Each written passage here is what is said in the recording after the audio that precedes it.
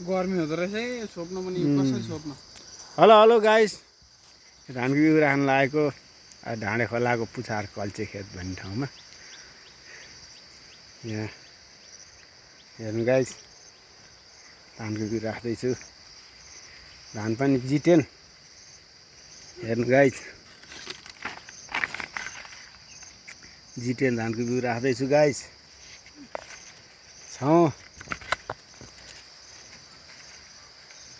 यहाँ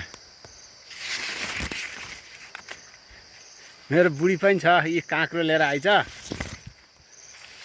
काँक्रो खाने क्रममा धानको बिउ राख्दै काँक्रो खाँदै गर्ने।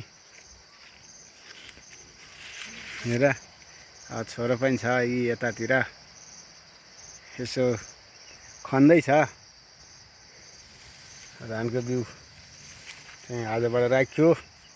आज 25-26 गते भइसक्यो, ढिलै भयो कि भनेर। यति हो गाइस। अब बुढीले काँक्रो बोकेर हिँडिरहेको छ।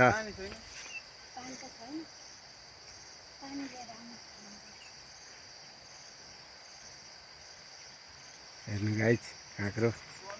अब काँक्रो खाँदै धानको बिउ छोप्दै गर्नुपर्ने। घाँस काटिरहेको छ डोकाभरि। काँक्रो हेर्नु गाइस, यहाँ मकै माथि काँक्रो छ, फर्सी छ, हाम्रो आफ्नै बारीको अर्ग्यानिक। हेर्नु गाइस,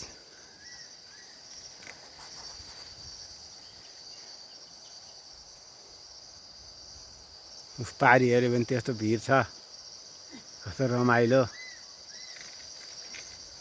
ठुला ठुला रुख छ। काकालको कराउँछ कुई कुई कुई गरेर।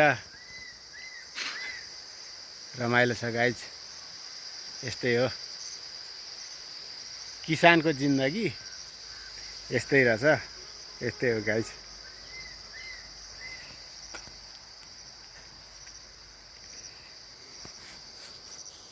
यहाँ थुप्रो कभर बसेको छ एउटा।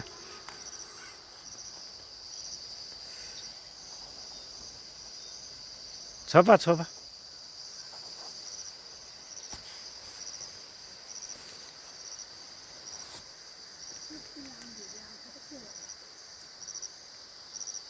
हेर्नु गाइस, अब पारी त्यत्रो हाराबारा वन छ।